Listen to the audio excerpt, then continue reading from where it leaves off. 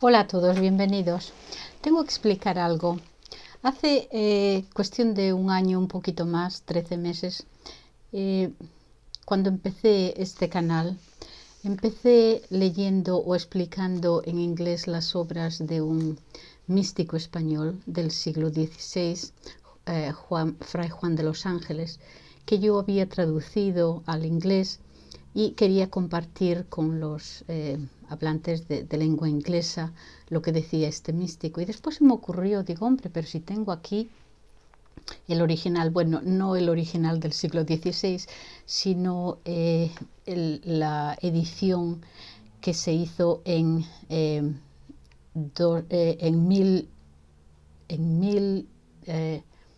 1911 o 12. Esto fue porque el sapientísimo Menéndez Pelayo, que había leído estos libros, no podía, estos libros escritos por Fray Juan, no podía entender, y así lo dijo, que no se conociera en España a este escritor. Es una larga historia, pero bueno, él hizo todo lo posible para que todos sus libros, todas sus obras se volvieran a publicar. Y así se hizo en el año 1912. Bien, entonces este es el libro que yo tengo en esa publicación. Y entonces se me ocurrió, digo, hombre, tengo el libro en español, ¿por qué no lo leo en español? Y así lo hice. Y leí este libro que voy a compartir con ustedes ahora y otro que escribió también sobre el sacrificio de la misa. Uno está escrito en 1598 y el otro en el año 1600. Y esto fue, pues no sé, 30 años o algo así después del Concilio de Trento. Y en ese de la misa explica al pueblo llano lo que está pasando, lo que está sucediendo durante la misa. Explica cada rito, cada por qué el sacerdote mira ahora aquí, se vuelve allá, por qué abre los brazos, porque los junta. Cada cosa que se hacía en la misa tradicional explica al pueblo llano y de una forma que se puede entender muy bien lo que eso significa. Bien, entonces voy a empezar porque fíjense lo que ha pasado, que he recibido 4 mensajes de personas que se han puesto en contacto conmigo diciendo no encuentro aquellas lecturas de Fray Juan de los Ángeles, y es porque las he quitado porque los vídeos eran los primeros que hice y estaban muy mal. No sabía lo que estaba haciendo, el micrófono que todavía no está bien, pero bueno, un poquito mejor. Estaba utilizando el micrófono del ordenador, la luz terrible, a veces con la luz en la cara, que casi no se me veía, otras veces casi oscuras, o sea, estaban fatal y por eso los quité. Y entonces cuando estas personas se pusieron en contacto, digo, hombre, pues quizás los vuelva a subir. Pero claro, como estaban tan mal, digo, bueno, pues quizás los voy a leerlos de nuevo. Y voy a escoger estos 2 libros. Entonces no voy a leer el libro completo, sino me parece que los capítulos, sobre todo en los que habla de una manera llana que todo el mundo puede entender. Digo esto porque el estilo de él es a veces hablar al pueblo llano y otras veces es entrar en teología mística, que el escucharlo quizás no sea suficiente, eso se tiene que leer y ponderar, ¿no? Entonces los artículos, los capítulos, quiero decir, más fáciles de entender son los que voy a leer. Entonces voy a hacer esto durante una semana, o sea que cada día a los que estén interesados. Antes solía obtener así como entre 50 y 150 vistas y yo hasta decía, uy, qué bien, porque esto es, o sea, que 100 personas lo hayan escuchado me parecía fenomenal. Ya sé que esto casi nadie va a estar interesado en ello, pero quiero colgarlo, y si 100 personas más lo oyen, pues estupendo. O sea, esta no es cosa de números, ¿no? Entonces, voy a leer esta semana, cada día tendrán uno o dos capítulos del libro. El primero que voy a leer es la lucha espiritual y amorosa entre Dios y el alma. Y el segundo, la semana que viene, leeré el libro sobre el sacrificio de la misa. Entonces el libro empieza, lucha espiritual, y empieza con todas las licencias. Suma del privilegio, aprobación de uno, aprobación del Consejo Supremo, licencia del provincial, bueno, todos los visto buenos.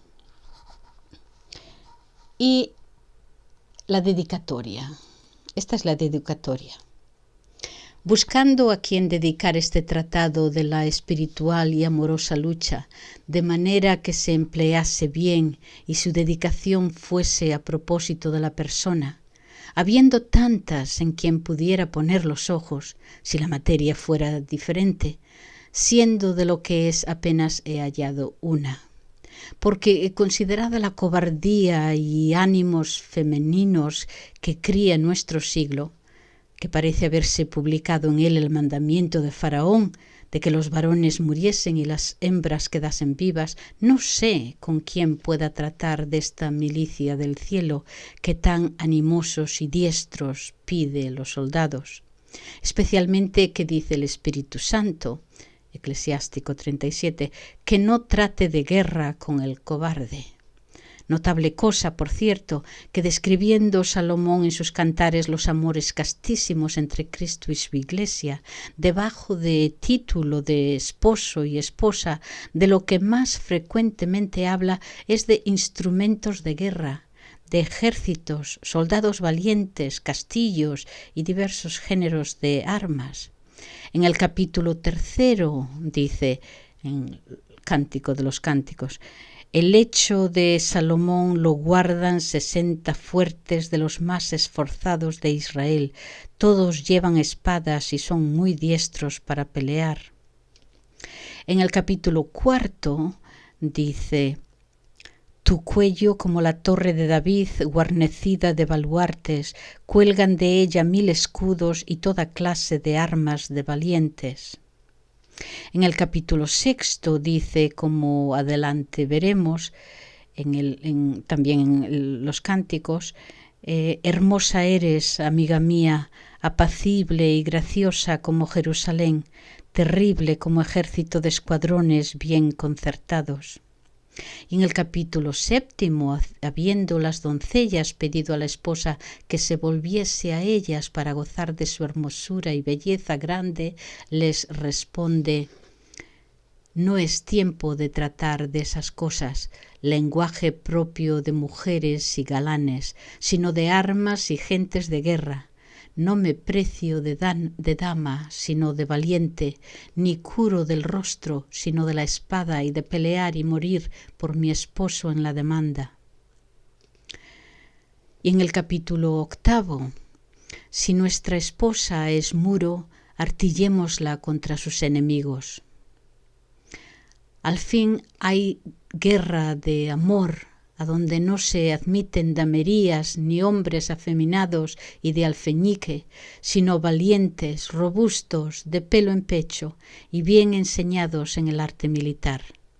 Quien ha de pelear con sus pasiones, con el amor propio, con la voluntad viciosa, con la codicia de este mundo de honra y de hacienda y de deleites, y lo que es más propio de este tratado con el mismo Dios, y le ha de herir y poner en prisiones y hacerle suyo y sufrir sus heridas, sus cadenas, sus enfermedades, sus transformaciones, sus embriagueces y sus muertes. Necesario es que sea valiente, que sea como la caballería o escuadras de Faraón, insuperables, que sea como la torre de David con sus almenas, defensas, escudos y armas de fuertes, que sea terrible como el ejército de soldados bien ordenado y a guisa de pelear, que se ha de asistir al lecho de nuestro gran Salomón y guardarle el sueño, sea de los esforzados y animosos de Jerusalén, y su espada en la cinta, diestrísimo para las batallas, especialmente las que despiertan los demonios en la noche, que sea muro artillado y espantoso. Pues ¿a dónde tengo yo de hallar uno de estos valientes con quien tratar de esta guerra, imperando Faraón en el mundo y teniendo mandado y trazado que los varones mueran y las hembras vivan? Algunas veces me he puesto a considerar aquella ley del Éxodo, en Éxodo 13, en que mandaba a Moisés que se le ofreciesen a Dios los primogénitos, ansí de los hombres como de los jumentos, excluyendo de esta ley las hembras, aunque fuesen las primeras y únicas. Y hallo por mi cuenta que no son excluidas las mujeres por ser mujeres, sino por la significación de lo afeminado. Significan lo muelle, lo melindroso, lo sin valor y sin virtud, lo que desecha Dios de su casa y templo santo. Y por castigo de culpas gravísimas, dice por Isaías, que quitará de Judá y Jerusalén los valientes, los fuertes y los hombres de guerra, y que dará reyes y príncipes niños, y los gobernadores afeminados y regalones que se críen en holandas, algodones y sedas. De estos dijo Salomón, que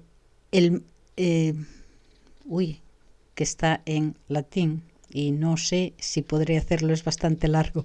Bueno, el muelle y el relajado no solo no hace obras de hombre, pero es como el que destruye las que tiene hechas, es hermano de desperdiciador y perdido. Digo que el espíritu de aquella ley de Moisés era condenar y excluir del templo de Dios y de su servicio a los hombres afeminados, gente delicada y que no saben sufrir por Dios un paripote. De estos está el mundo lleno. Todos los más de él son muñecos, mujeriles, flacos, sin virtud y sin ser de hombres. Ya se afeitan y se pulen como mujeres, y se hacen traer en sillas, y se miran y componen al espejo, y presto se pondrán almirantes y arandelas y copetes y ruedas en las cintas, porque ya les cansan las espadas. Y el tratarles de cosas de caballería y armas son para ellos pueblos en Francia. Habemos llegado a los tiempos infelicísimos y peligrosísimos que dijo el apóstol, en que los hombres se habían de enamorar de sí mismos como narcisos, y que dijo Platón que era esta la fuente de todos los males que corren por el mundo, y Aristóteles que era el nombre mujeril o afeminado más infame que podían tener los hombres. Enamorados y pagados de sí, atentos a solo su regalo, a su deleite, a su gusto y contentamiento, a su conservación y propio interés. Así pone una lista el apóstol de males que se siguen de este. Y dice que son codiciosos, hinchados, blasfemos, desobedientes a sus padres, ingratos, criminales, sin entrañas, sin lealtad, sin paz, desapacibles y descomedidos, sin benignidad, en fin, traidores y protervos y más amigos de sus placeres que de Dios. Mírese esta letanía de hijos malditos del amor propio y lo que será menester para salir en campo con ellos y combatirlos. No los 30.000 que llevaba Gedeón para pelear con los madianitas, sino los 300 que quedaron por mandamiento de Dios, desechados y despedidos, los tímidos, los regalones, los que se echaron a beber de bruzas y fueron de ánimos mujeriles. Cómo lloraba Jeremías esta falta de valientes en sus trenos. Los señalados, los que vestían de oro de Ofir, que pasando por las hornazas de fuego, por los dientes de las fieras, por las cruces, cuchillos y peines de hierro, quedaban más puros y más claros, ya se han trocado por vasos de barro que no sufren un muy pequeño golpe. a los que por no poner un grano de incienso para incensar el ídolo se dejaban hacer tajadas y echar en el fuego, han sucedido vidrios delicadísimos, hombres que sin ocasión y sin por qué hacen mil pecados. Todos estos no son para la guerra del amor, que pide soldados valerosos que hayan pasado a cuchillo sus pasiones todas, que hayan vencido el mundo y hollado cuanto de codicia hay en él, que se hayan ejercitado en la vida purgativa muchos años y en la iluminativa estén muy aprovechados y aspiren a la unión amorosísima con Dios. Para esos escribo. Esos ando buscando para esta lucha. Y después de haber hecho largos discursos y diligencias, no he hallado a quien con más razón dedicar esta obra que a mi provincia de San Joseph, entre todas las que tiene nuestra sagrada religión, religiosísima, penitentísima, recogidísima y ocupada en los ejercicios de la oración y contemplación. ¿Y a quién debo yo servir más que a mi madre, la que me ha criado y dado el ser que tengo? Ella me enseñó casi desde mis principios y no he mamado otros pechos sino los suyos, y aunque deseo servirla en cosas mayores, si el Señor se dignare de favorecer mis intentos, no pienso que es pequeño este servicio que le hago. Bueno, continúa un poquito más y vamos ahora al prólogo que declara el intento del autor en esta obra. Cuenta Laercio que diciendo cierto hombre curioso a Zenón Citiense que las sentencias de los filósofos eran breves, como reprendiendo la brevedad, él le respondió: bien dices, y si fuese posible, lo habían de ser las sílabas, porque la verdad no tiene necesidad de muchas palabras. Y mejor nos acordamos de las cosas abreviadas y puestas en compendio. Epícteto tenía de costumbre, como lo refiere Helio, comprender y abrazar toda la filosofía en solo estos dos verbos: sustine et abstine. Porque en la tolerancia de los males que se ofrecen con igualdad de ánimo y en la abstinencia de los deleites está el ser un hombre verdadero filósofo, que ni en las adversidades se desmaya, ni en las prosperidades se corrompe. Los lacedemonios fueron grandes amigos de la brevedad, y preguntando Licurgo por cierto curioso la causa, respondió: quia silentio finitimum, significando que después del silencio ninguna cosa mejor que abreviar. Bien, yo compuse los años pasados el libro de los triunfos del amor de Dios y pareciéndome que la dificultad de la materia requería añadir razones a razones y multiplicar palabras y más palabras, creció la obra más de lo justo, porque siendo como es arte que enseña el camino altísimo de los afectos y la que llamó San Dionisio mística teología, era cosa conveniente que fuese breve y los preceptos pocos y sustanciales, aunque la gente que comúnmente llamamos vulgo no los entendiera, porque a la verdad no es de todos esta doctrina, sino de aquellos que ya pasaron por los ejercicios de la vida purgativa e iluminativa, de que hay compuestos hartos tratados bien prolijos.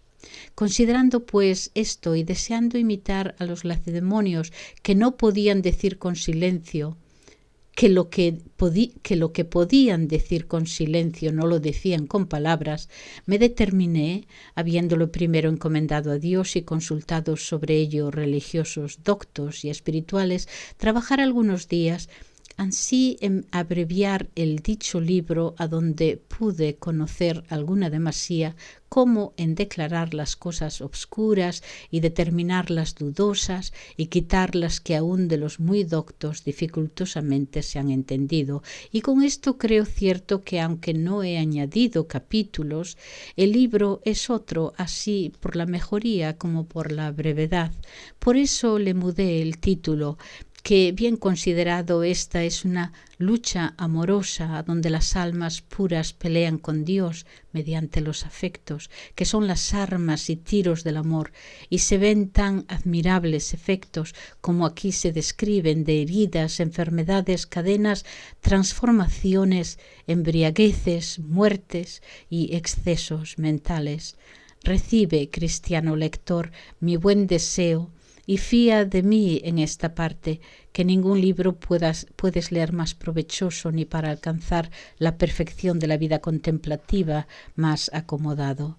Otras escrituras hallarás que te sirvan para recrear el ánimo cansado con su elegancia, razones rodadas, curiosidades y variedad, pero el provecho que sacarás de ellas dirá la mudanza de tus costumbres, que a muchos he visto alabar libros y celebrarlos hasta las estrellas y siempre son los mismos, porque sirven no más que al entretenimiento, como aquellos sermones curiosos y facundos que salen de ellos los oyentes de la misma manera que entraron. Pero si en esta divina arte de amar leyeres y estudiares con fin de salir con ella, como le tiene de salir con su gramática el que la estudia, yo te aseguro de la ganancia y de que en breve te hallarás muy otro, porque, como diremos, más se aprovecha en este ejercicio en un día que en otro cualquiera en muchos meses y quizás años. Dios te dé a conocer esta verdad y su amor santo, que es la unción que en su Evangelio dice Cristo que enseña todas las cosas. Vale. Entonces tiene unos 2 o 3 capítulos que empieza con teología mística y me los voy a saltar por lo menos por el momento hasta que lleguemos a un cierto punto en unos días donde no se harán tan dificultosos de entender. Como he dicho, cuando se... tiene distintos niveles de escribir. A veces escribe muy directamente para el pueblo y otras veces se mete en teología muy profunda, que en un vídeo de YouTube no es lo mejor. Entonces voy a empezar con su capítulo 4. Como solo el amor triunfa de Dios y se tiene con él a brazo partido, y del tiempo y lugar de este duelo. Cuenta la Divina Escritura en Génesis 32 que caminando el patriarca Jacob, lleno de riquezas y con mucha prosperidad para su tierra, temeroso de encontrar con su hermano Esaú, después de haber hecho algunas prevenciones para aplacarle y librarse de sus manos, a los primeros encuentros pasó con sus 2 mujeres, hijos y criados, el vado de Jaboc, y retirado de la gente, púsose en oración. Y veis aquí, dice el sagrado texto, un varón luchaba con él a brazo partido hasta la mañana, y viendo que no podía rendir ni derribar al santo, pellizcóle en una rodilla, desencajóle la choquezuela y secósele luego el nervio en que jugaba. Con todo esto se tenía fuerte Jacob, y tanto que por bien de paz le pidió a aquel varón que con él luchaba, que era Dios o un ángel en su nombre, que le dejase, porque venía el día y no quería ser de nadie visto. Jacob no quiso soltarle sin que primero le echase su bendición, porque del pellizco de la rodilla conoció tener virtud divina el que con él luchaba. Pídele el ángel que le diga cómo se llama, y respóndale que Jacob, y dícele, no te llamarás de aquí en adelante Jacob, que quiere decir luchador, sino Israel, que quiere decir príncipe con Dios, y esto porque pierdas el miedo a Esaú, que pues has prevalecido contra Dios, que Dios es con quien has luchado, no tienes que temer a los hombres. De esta lucha hizo mención el profeta Oseas en el capítulo 12, donde dice: en su fortaleza se asió Jacob con el ángel, lloró y con humildad le comunicó que le dejase. Admirable lucha, por cierto. Dios con un hombre y que el hombre venza a Dios. Y que Dios llore y humildemente pida que el hombre le suelte como vencido y rendido. Yo, aunque entiendo que a la letra el fin de este duelo fue dar el Señor confianza a su amigo Jacob y quitarle el miedo que tenía de su hermano Esaú, dejándose vencer, siendo todopoderoso, en el sentido espiritual y místico se me trasluce una muy más admirable lucha que esta, donde real y verdaderamente el hombre vence y Dios queda vencido. ¿Y qué lucha puede ser esta sino de amor? Porque si no es amando, ¿quién podrá luchar con Dios? Gran cosa, dice San Bernardo, es el amor, pues solo él se puede tener a brazo partido con Dios. Si Dios se enojare conmigo, no me puedo enojar con él. Temeré y estremecerme y pedirle que me perdone, porque escrito está: a quien le fue bien y tuvo paz resistiendo a Dios.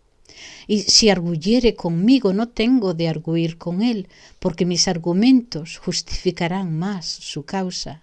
Si me juzgare, no le tengo de juzgar, sino prostrado por tierra adorarle y decirle con el profeta: no entréis con vuestro siervo en juicio, que no hay justicia para parecer delante de vos en ninguno de los hombres.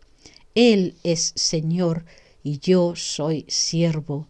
Él ha de mandar y yo obedecer, porque, como dice Job, Dios es aquel a cuya ira no hay quien resista, ni hay poder en el cielo ni en la tierra contra él, y debajo de quien se humillan los que sustentan el orbe, que son los ángeles o los poderosos del mundo. Pero, si me ama Dios, y amándome me hiere y me lastima, ¿no le podré yo pagar en la misma moneda? No tendré licencia de amarle y herirle, porque solo al amor le es concedido luchar con Dios, y no quiere otra cosa cuando ama, sino ser amado, que es el retorno que él espera y desea de su amor. Hasta aquí esto lo decía San Bernardo, y en otra parte dice: oh suavidad, oh gracia, oh fuerza del amor. El más alto de todos se hizo más bajo de todos. ¿Y quién pudo esto? El amor, que no conoce majestad, en la dignación o condescencia rico, en el afecto poderoso, en el persuadir eficaz. ¿Qué cosa más violenta? Triunfa de Dios el amor, para que sepas haber sido obra de amor derramarse la plenitud, allanarse la alteza y acompañarse la singularidad. Maravillosa lucha la de Jacob con el ángel, pero fingiéndose Dios allí vencido, y al fin se vio libre de las manos de Jacob. Mas en la lucha del amor, aunque quiera, no puede. El patriarca decía: no te soltaré hasta que me bendigas. Y una ánima santa, enamorada y asida de Dios, dice, con el cántico 3, téngole y no le soltaré. No dice: echadme vuestra bendición y soltaros sino: ya que os tengo no os he de soltar, porque no quiero vuestra bendición, quiero a vos. ¿Qué tengo yo en el cielo o qué busco fuera de vos en la tierra? Salmo 62. Al fin el amor desprecia todo lo que no es de la cosa amada, porque con la posesión de ella sola se halla contento y rico. Tiene pues la esposa al esposo y no le suelta, porque él quiere ser tenido. Y para que sin soltarle le tenga, él con su poderosa mano la tiene a ella. Tuviste, dice el profeta, mi mano derecha. Todo esto habemos dicho para que se vea lo que puede el amor y no nos maravillemos si le viéremos triunfar de los hombres, pues que ansí triunfa de Dios.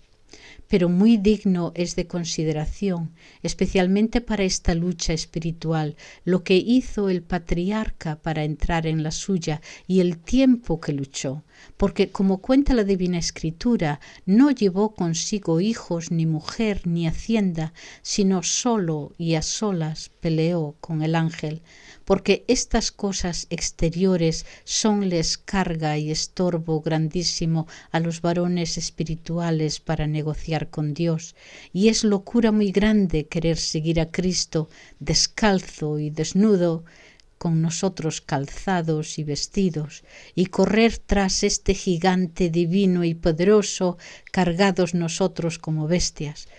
Cuando Moisés hubo de sacar de Egipto por orden de Dios al pueblo de Israel, envió mujer e hijos a su suegro Jetro por ir desocupado y libre por el camino de la tierra de promisión.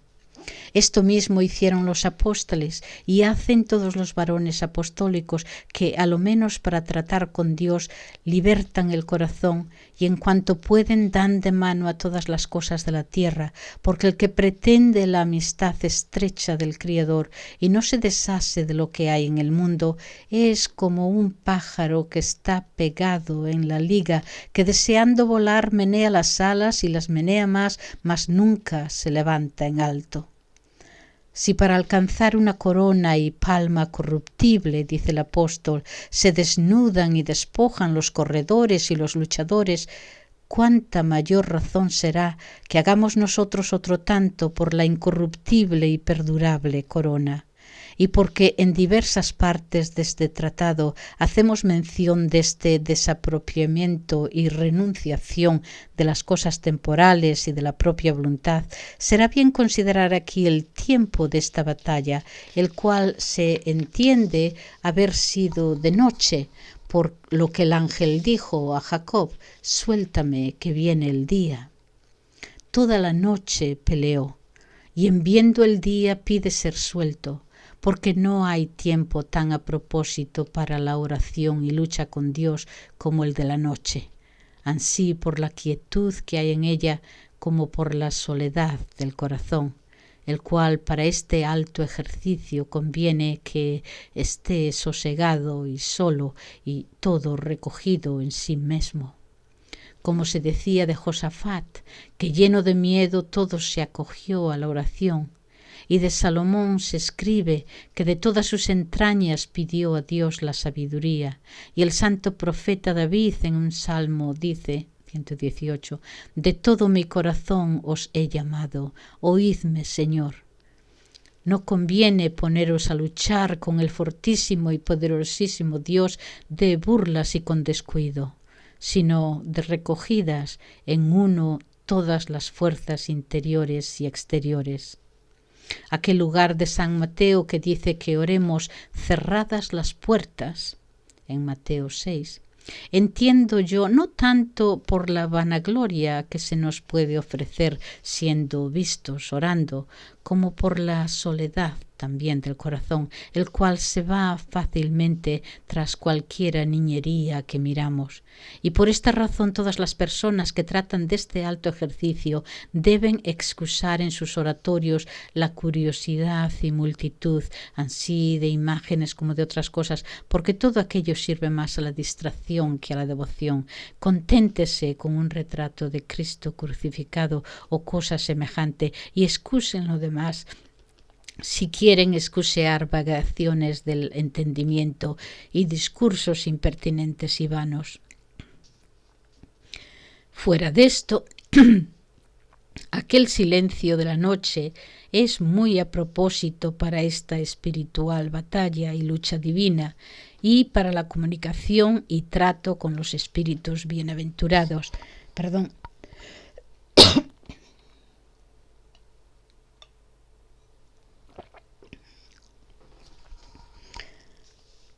Antojásele al hombre sensual y terreno que ordenó Dios la noche para que la durmiese toda, o para que como perro nocharniego cazase en lo velado por su divina ley. y vive muy engañado, porque la hizo para que en ella le busquemos a Él y nos acordemos de sus beneficios. Léanse las vidas de aquellos santísimos padres del yermo, muchos de los cuales jamás para dormir se acostaron, y si esto hacían era la tierra desnuda a su cama, y con tanta moderación que uno de ellos, Arsenio, vino a decir que para el siervo de Dios bastaba 1 hora de sueño, y ésta no quería dar él a su cuerpo los sábados en la noche, que al ponerse el sol comenzaba él a orar, y cuando salía le hallaba en la oración. Del bienaventurado San Onofre se escribe que muchos años no vivió debajo de tejado, ni hizo cama sino en el desierto, y cuando y donde le apretaba el sueño descansaba un poco. San Jerónimo, escribiendo a Eustaquio, dice: el que con facilidad se dejare vencer del sueño no tendrá fuerzas para resistir al demonio. Al fin, todos los santos fueron hijos de la luz y por consiguiente hijos de Dios, que es luz, y no de la noche ni de las tinieblas, porque apenas supieron qué cosa era dormir. Entre día nunca faltan cuidados que nos saltean y roban la memoria de Dios, mas de noche, cuando todo está sosegado y quieto, fácilmente levantamos a Él nuestro corazón. En las noches, dice Crisóstomo, está el ánima más pura, más ligera y sutil para levantarse sobre sí, y las mismas tinieblas y silencio nocturno la convidan y despiertan a compunción y lágrimas. Si os ponéis a mirar el cielo en una noche sosegada y serena, verlo es lleno de ojos, como un Argos divino, centelleando y echando rayos de sí, cantando, como dice el profeta, la gloria de Dios. Y si os convertís a mirar a la tierra, hallaréis que los que entre días reían, jugaban y negociaban sin sosiego y eran inventores de infinitos males, no difieren en nada de los que están muertos y en las sepulturas. Y entonces condenaréis la locura de los hombres, su arrogancia, vanidad y necia presunción, porque el sueño y la noche retratos son de la muerte. Salmo 18. Y las dos cosas que más nos enseñan a filosofar cristianamente. Próstrate en tierra, dice Crisóstomo, híncate de rodillas, gime en la noche, ora a tu Dios para que te sea propicio, porque mucho le agradan y aplacen las oraciones nocturnas cuando te conviertes en tiempo de lágrimas, el que tiene diputado naturaleza para descansar y dormir. Dividió muy bien el profeta el día y la noche, aplicando al día las obras de misericordia y a la noche las divinas alabanzas. Ocupaos de noche en alabar a Dios y en tratar con Él, para que de día Él se irá, aunque vos no queráis, para que os ocupéis en las de misericordia, en visitar al enfermo y encarcelado, gobernar la familia, sustentar los hijos y criados y en otras obras de piedad. Que aún allá Moisés subía de en cuando al monte a luchar con Dios y bajaba a tiempos a hacer adobes con el pueblo. No siempre habéis de ser María, que está toda colgada de Dios, sino a tiempos Marta también, que atiende al regalo de Cristo y de sus siervos. Bueno, muchísimas gracias por escuchar. Hasta mañana. Adiós.